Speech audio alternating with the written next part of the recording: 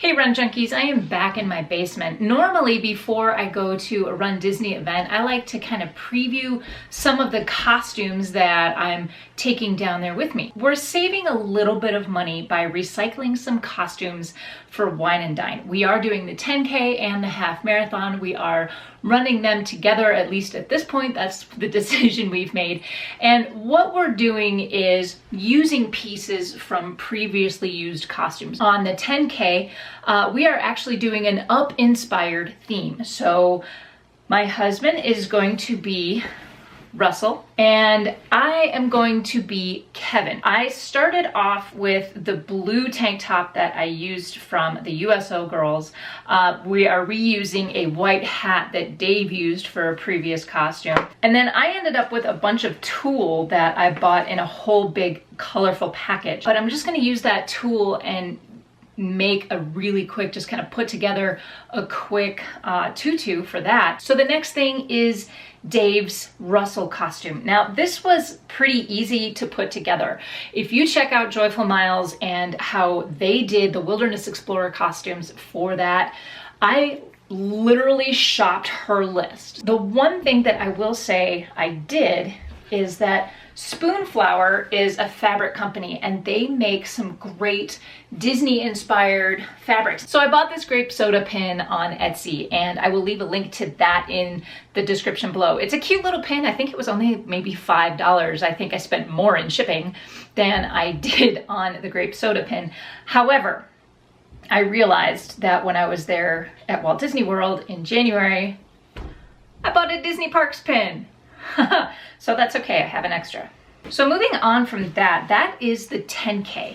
For the half marathon, I'm just recycling Wreck-It Ralph and Vanellope. So I have this, I wore this at the Walt Disney World marathon, but while I'm Vanellope, Dave has a Wreck-It Ralph shirt that we got from Hawaiian Pizza. We both used those for the marathon last year. It's just a nice way to kind of recycle and save a little money on some costumes. So the next thing I'm going to work on is Kevin's head. As you can see, I already started coloring, putting fabric marker here on the back of the hat.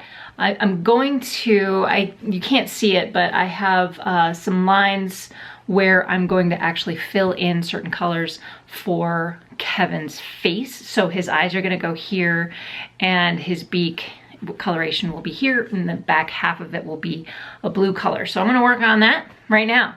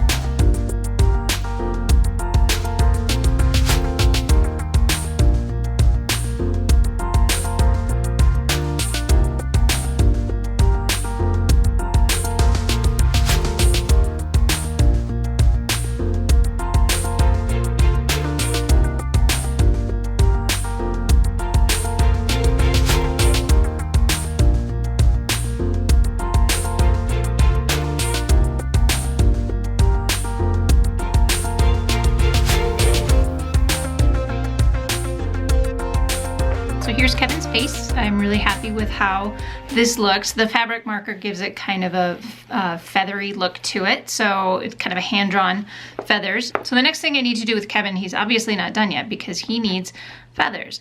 I'm going to use this button on the top here by wrapping wire around it and then suspending feathers off of that. The way that's gonna work is I'm using this 20 gauge wire, and this is actually a navy blue. They had purple and navy blue. I wanted a thicker wire so you could actually see that it was a feather. So what I'm gonna do is make 6 lengths. I think I'm looking for about 8 inches, so it will come about 8 inches off of his head.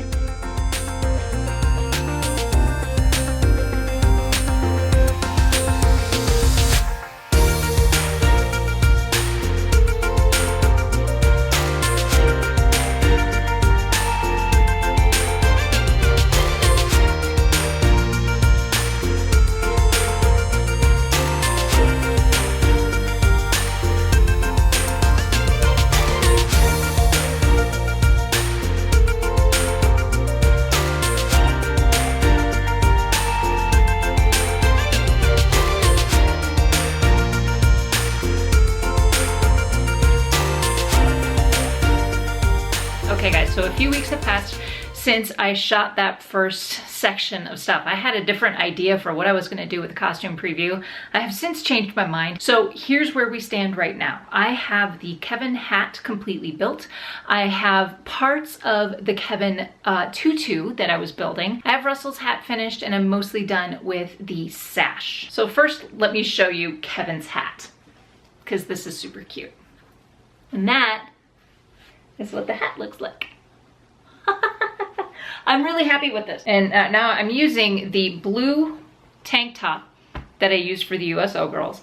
Then I'm using the gold sparkle skirt, and I bought Sparkle Athletic blue sleeves. If you look at Kevin very carefully, her wings are this light blue. So I'm leaving a link to Sparkle Athletic in the description box below as well. So the next thing I'm going to show you is how I'm building the tutu. It took me a couple of tries and I wasn't really sure how I was gonna do it. So I thought I would just start on it and then show you what the process is ultimately that I'm using. Now, as you can tell, here's what I have so far. If you look very carefully, I started out, I placed the purple and then I placed the blue inside it and then the orange on top of that. So as it kind of flows down, the orange sticks out the most. So I want to build up one more layer here to show you how I did this.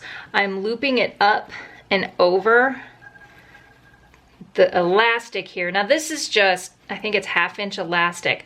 Now I'm not tying the purple down just yet. I'm just gonna leave it nice and loose. Then I'm getting the blue and I'm tucking that underneath and in between the loop. So I'm pulling that through, and again, I'm leaving that one loose. And then I'm getting the orange and I'm tucking it in between, okay? So you can see kind of how all of this layers up and why the orange is sticking out on top. I tighten the orange down first, like so. I'm gonna kind of slide it over closer to the other set. And that's just kind of sitting right straight up on top, right?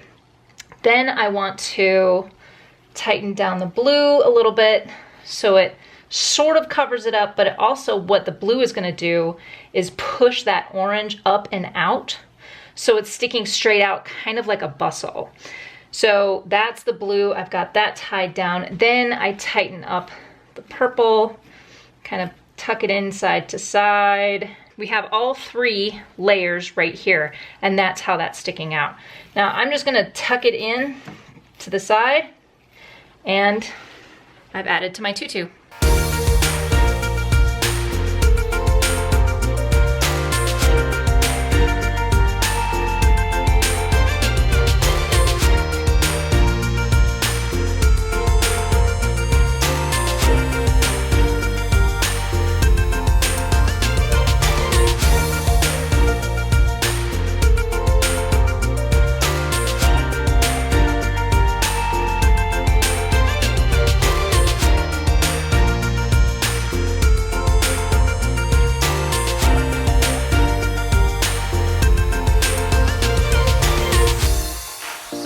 Here, I just looked at how that looks on the screen.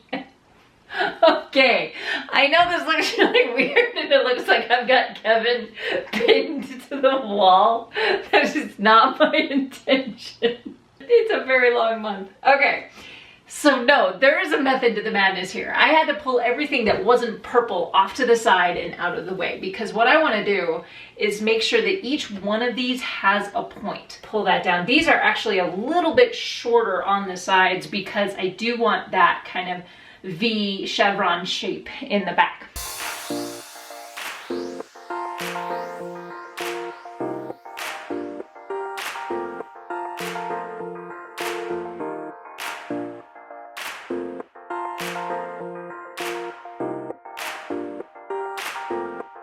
You're seeing how it's starting to take shape. I'm gonna pull the blue down next.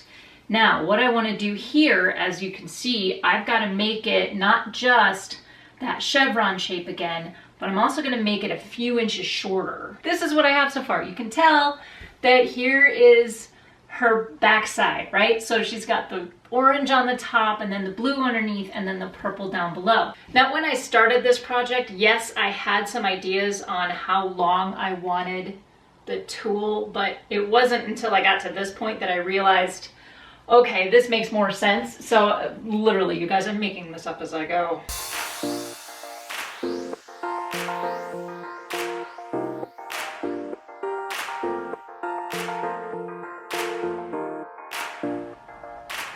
That's Kevin's skirt. What's it gonna look like when I try it on? Okay, so first let's talk about the running costume and what that actually means, because a running costume isn't us going down to the Halloween store and picking up a bag of 100% polyester, because that's gonna make us die from perspiration when we hit the start line. Running costumes are at their core a running kit with just a few accessories. This is basically called Disney bounding, and if you've never heard of this term, I'm leaving a link to some of my favorite Disney bounders on Instagram in the description box below. Basically, all Disney bounding is, it's fashion inspired by Disney from items out of your own closet. So a couple of quick tips about costumes, particularly at Rundisney.